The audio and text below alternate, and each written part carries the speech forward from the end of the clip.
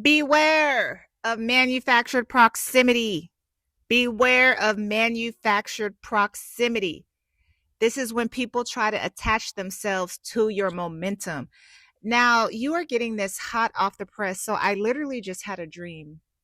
I took my nap after my workout, clock it. And I had this dream, and it was a very interesting dream. And normally, what I do when I have a dream, I immediately, when I wake up, I type the dream into Chat GPT to help me make sense of the dream because I believe that dreams speak to us.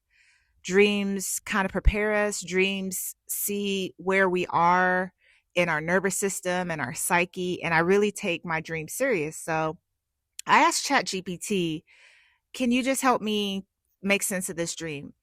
And one phrase that Chat GPT gave me was to be on alert, to be aware of manufactured proximity. So I'm not going to give all the dream away, but I was looking out of my peephole and I noticed there was a delivery guy that I could tell he wasn't really doing a delivery because he just looked suspicious, but he was like trying to look like he was delivering something to my neighbor, but it was just to get close to me and to see if he can hear anything through my door or if I was going to come outside to see if he could get information about like where I was going. But I could tell like he was staging it like he was a delivery guy.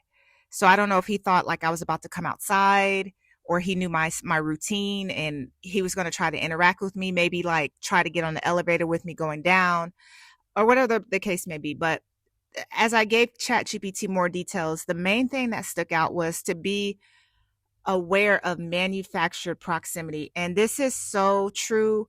So my channel is Creatives Unboxed, right? So I talk to creatives and creatives, they're musicians, they're artists, they're actors. You know, if you're in the arts, if you do creative things creative things that can position you in the spotlight, this channel is definitely for you. If you're creative and your work gives you more attention, if you're a social media star, if you have eyes on you, this message is definitely for you today because as you get more, you know what, before I even go into there, let me back up. Let me back up. So let's talk about manufactured proximity because that was what stood out from the analysis Chat GPT gave me. And I've never heard it like that. Like I know like, people fake and all of that, but I never heard it phrased manufactured proximity. So I looked up what manufactured means because of course I know like it means to produce something. But I found a definition that was actually pretty interesting. And the definition is to invent or fabricate evidence or a story. It means to invent or fabricate evidence or a story. And I was like, wow, so you can fabricate proximity. You can invent and basically manipulate proximity, right? So what is manufactured proximity? It's when someone creates artificial reasons to be near you. It's when someone creates artificial reasons to be near you, right? It's someone who studies you to simulate connection, right? It's someone who positions themselves for access. And it's someone who it appears like, oh, it's a coincidence that they're just around me and they're around my movement. Like it's this kind of fake interaction, right? It looks organic, but it's very strategic. And how many times, I mean, just in life, how many times, like if you saw like a guy or a girl wanted to approach you, they would find some reason for your paths to cross. I remember times, even when I was at church, where people at the church, it was weird. To me, it was weird. I had this one guy that would follow me around the church. He didn't think I noticed, but he would try to look like he was doing like some type of work near me, but the whole time he was just watching me and studying me. It was weird. I have a story time even about that, but it was just like he studied everything I did. Like even when we were in church and like the pastor said something, if I laughed at something or if I made reference to something, like if I laughed at a particular part of a sermon, all of a sudden he would try to talk to me in reference to what I laughed at. Like, it was just so weird. Um, and it was because he studied me to simulate connection. So it looks organic, but it's strategic. And that's the thing. You're not going to get nothing about by me. Good luck. You're not going to get nothing by me because I already peeped game and what he was on. But back to what I'm saying. So in terms of being a creative, when you're going to get momentum, right? Something's going to go viral. You're going to be a higher name that has more access is going to call on you to be a part of something they're doing. You're going to be in different rooms. Your money's going to increase. You're going to upgrade your how your lifestyle is, right? You're going to look better. You're going to be losing weight. You're going to be getting in shape. Money, when you start making money and getting more access, you just start to look better. You just start to glow up, and people can see that, right? You gain attention, you gain visibility, you're gaining access, right? Your association value increases, right? So when people see that, and this is how people think, they see opportunity, right? They was like, man, if I get access to them, I can I can probably get in the rooms that they're in and pitch this to so and so, right? They see shortcut, they see leverage, right? And the thing is, some people don't want you. They want what being near you gives them. Let me say that again. Some people don't want you. They want what being near you gives them. And let me put it like this as well. And please take this the right way. A lot of people don't F with you like you think they do. Many people do not. I would say 90% of people do not F with you the way you think they do. And this is not to make you suspicious.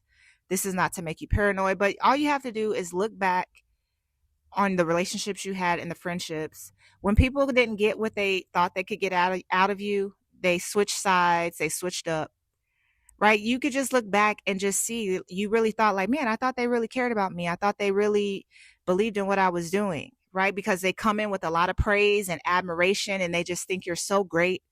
But some people don't want you. They want what being near you gives them. And I remember because I talked about this. I interned at a really big record label for a really big artist. And I won't give too much information on that, but I had access. I had proximity.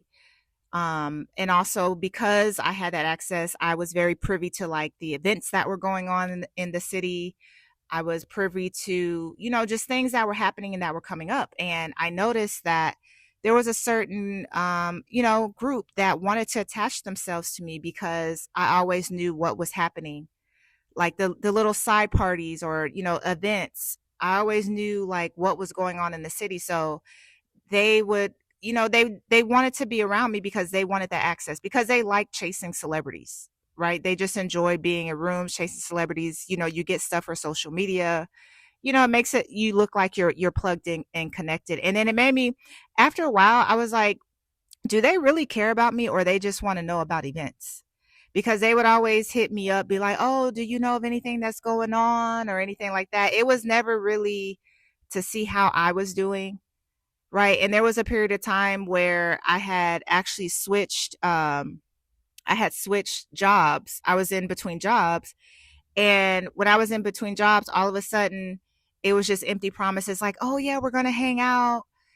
They never asked me if I needed anything, if I was good, if I needed food or anything. It was just always about, um, do you know what's going on? And then I remember we were at one event and I had recognized someone that was on the team of a really big artist. And when they saw me talking to this person, all of a sudden they was like, oh, can you get us into, at the time, this big brunch that was going on, that was very big every year. Oh, can you get us into the brunch? Like, the more that I kind of associated with them, the more I realized that they don't want me. They just want my access, right? They just want my access. They're trying to get to this celebrity. They're trying to get in this room, right? But they made it seem like they really cared, about our friendship, like, oh, like they're looking out for me. But it was really to to get my resources, right? And so they position themselves for access to me. Um, right. So, and they create artificial reasons to be near me. Like, oh, let's go to dinner. But the dinner is about, oh, what events are coming. You know what I'm saying? So, you have to really understand the common tactics of manufactured proximity, because I'm telling you, when you get motion, all of a sudden people are going to be coming out of the woodworks talking about, hey, I'm so proud of you. Uh,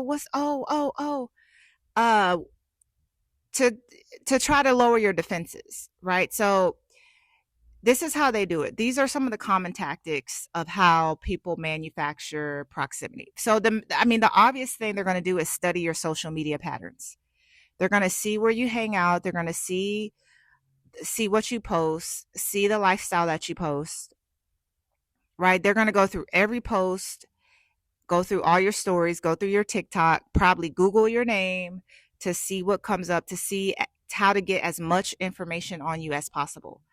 Then all of a sudden they're going to mirror your interest, right? You say you like a certain food, all of a sudden they're like, yeah, I like this food too. Or they don't even say I like this food too. They was like, yeah, I'm thinking about getting some Mexican food, knowing that you like Mexican food, right? It's just to mirror your interest, to drop your defense. All of a sudden they're showing up at the same events that you're showing up at, right? Because they studied where you go. So now they're in the same area as you. So it's a tactic to make it look like too that y'all have the same motion, in a sense, the same motion. Um, right. So they may even reference things that you posted weeks ago. And then that's always weird to me. Like when people reference my social media post, and then don't let me find out you didn't like the post, but you referenced it. That's just always been weird to me. And then this is what they do. They start asking strategic questions about your plans and your motion, about what you got going, what you're working on. Right. And this is the main thing. They try to position themselves as supportive. This is the underlying thing. They try to position themselves as supportive. They will give you a lot of praise, admiration. Oh, that is so dope. I'm so proud of you. We believe in you. Oh yeah, we need to let's hang out in the future. Of course they're going to, try to put that in your head to schedule out. Like, oh, let's hang out, let's connect. Oh, if they don't have your number already, oh, let me get your number. They may even ask for your social media, knowing they already follow, I mean, secretly watch your social media, right? And that's the thing. It's that supportive thing. They find out, that's why they have conversation with you. And if you say something, they'll try to make it seem like they can plug you in somewhere, or they have some kind of connection, but it's all manufactured proximity, right? They have to create some kind of reason for them to be able to have access to you. So if they promise you something, like, oh, like, let me talk to my boy, or let me put you, they have to think of some way to stay in proximity to you, because they need your environment and your motion to rub off on them, and they want to get momentum from your motion. And let me tell you the game. And it sounds so innocent and subtle, but it is really treacherous, because I've seen this firsthand, how people work. And I'm not going to go into too much detail, because I know everybody that knows me like to listen to everything I do. So I'm not saying this as gossip, but I remember a situation where this is not my friend no more, but I had a friend that they had a business, right? So for the business, they partnered with a what are those called? What is that called? Where they do like pop-ups, like they do a pop-up every week, right? So the friend was able to sell their product through that pop-up, and this was a very big pop-up. They have like I think over like 200,000 followers on on Instagram. So this is like a very big event, right? So the friend gets, access to the pop-up. You have to pay, it's like a little fee you have to pay to like hold your spot and get a spot on the floor to sell. And what the friend did, I watched because I used to help the friend sell products, and I watched how the friend manufactured proximity to the owners of the event. Because typically the owners of the event, like they're just professional. They just kind of say, hi, thank you. You know, you just do kind of small talk, you get your money and you leave. But I noticed how the friend tried to position themselves as like this supportive person to them, right? All of a sudden I'm seeing them light, light a blunt with, can I say that on here? Light a blunt with the owners, and all of a sudden there was drama that broke out, and all of a sudden he's the counselor between the drama and all this stuff, and I'm just kind of just watching, and he really positioned himself as like this supportive, like, I love what you're doing. He always hyped them up, always like hyped, because they were vendors there too, so always hyped their product up. And he was like, he played this role, like he's very, I would give him that, he's very good at that psychology of not letting people know what his right hand is doing, type of thing, right? So fast forward, me and him aren't friends anymore because I saw through it. I saw through the lies, the manipulation. So like 2 years later, I find out that he basically did a destiny swap with that organization. So from what I gathered from social media, it was a little drama, like the pop-up fell out with the owner of the location that they were hosting events. And so my ex-friend, he, for, I don't know how he did it, but he was able to take over the event, so to speak, because the pop-up owners, they couldn't do the event there anymore. But for somehow he was able to get access to the location and keep the event going. But he used his own vendors, but he tried to use the momentum that the pop-up owners already built and tried to get their audience and funnel it to the new ownership that he had over the event. I hope that makes sense. So he basically destiny swapped with the event. And I went to check the pop-up owners page, and they put out a statement saying they have nothing to do with that, and they don't support it. And that's just to stay tuned with them because they're trying to find a new location to host the event. And I'm like, oh, I saw the tactic. Like, and that's the thing. You think these kind of things happen overnight. No, it can take years to build, because I literally watched him, because I was shocked, because I'm like, you don't do that. In my opinion, that's not something you do, because it is shady. It's a shady business practice, and I'm just putting it out there. But I saw how he positioned himself as supportive. When I tell you, every event, he was all in their face, and he would tell me about, oh yeah, I'm going to partner with them, and I'm going to do this business with them. And he was very calculated. And I even saw in our friendship how it was kind of the same thing. I felt like I was about to be destiny swapped. So my intuition was just like, you see the signs, like, and the disrespect was just getting bigger and louder. And I'm like, you know what? I'm not going to stick around to see, because I already know where these situations go. So I bowed out gracefully without any drama. I just said, hey, what did I say? I say, I wish you well. No, wait. What did I tell him? I said, I wish you the best. And you know, when you say I wish you the best, you're done. I just said I wish you the best. I didn't have any drama. I didn't even let him know all the stuff that I knew that he lied about. I didn't even bring all that up. I just left. But it's just crazy how I saw how he set up his play.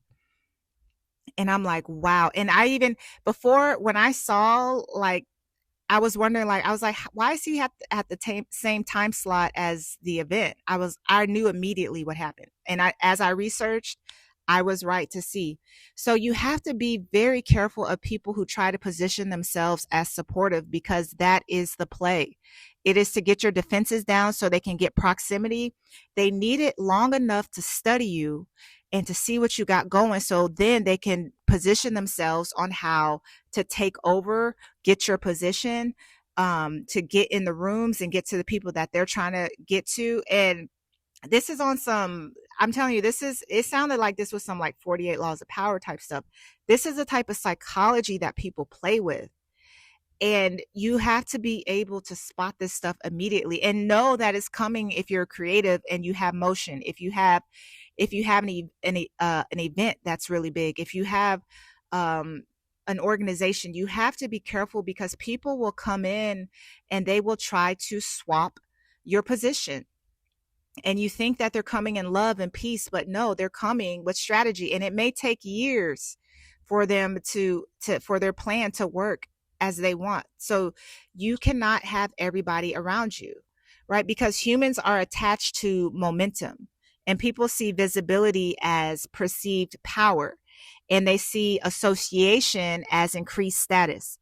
And when you have proximity to someone, people think that it can shortcut effort. And that's what, like, my ex-friend did. He got proximity to that business and he shortcutted the effort because he learned their system. Like, he copied everything that the pop-up did, like down to the DJ, down to the setup, down to how the flyers were advertised, down to how he advertised on social media. Like, he studied their blueprint and then waited for the right moment, quote unquote, and basically stole their identity. Let's call it what it is. And I'm not calling people evil. I'm just explaining how people move. And as creatives, just because someone comes to you with a lot of praise and admiration does not mean they're for you. And it's manufactured proximity, because, like I said, they have to stay around you long enough to get as much information so they can make their next move. It's a power move. It's just like chess, right? You have to, you move certain pieces a certain way because you want to prompt your opponent to move a certain way so you can conquer. You can conquer the king, right? So this is what manufactured proximity does, right? It drains your time. It can distract focus. It increases emotional labor, and it pulls you off strategy. It really pulls you off strategy. So you have to see, like, why are these people, really think about it. Why are these people wanting to be around you all of a sudden? What benefit are you getting from them? What benefit are they getting from you? Is it equal? Is it a mutual exchange? And that's the thing. People will, and this is what people do. They will promise you things in the future to make it look like y'all are going to make big moves together. They have big plans, but it's a way to keep you vested. So they'll promise, like, this deal is coming up, or they're going to get you access to this person, or they're going to do this for you. But it's not that they're really going to do it. It's just that they have to keep your attention long enough to get what they need to get so they can make their moves. It's a distraction. It's a power play. Promise you something in the future. And I saw my ex-friend, I saw him do that. He executed that effortlessly. Like, he would promise, even when I saw how he interacted with people at the events and promised them that, oh, I'm going to do this, or let's hang out. And then he never followed up on that, right? It was just to get what you need in that time. But I need to distract you with this shiny object over here so I can get your blueprint. And then I'm going to attack when I'm ready. So when you're creative, you have to move differently. You have to move differently. And this is how you do it. So you want to reduce public predictability, right? Don't overshare your routines. Like, I shouldn't know that you go to the same restaurant for lunch every Friday. I should not know that, because all of a sudden now people are going to start popping up and like, oh, well, she goes to this same restaurant every Friday, so let me pop up and maybe I can propose a business idea, or try to, invite her to my event. So don't overshare routines. Throw people off. Reduce your public predictability. I shouldn't know what gym you go to. I shouldn't know what time you're going to the gym.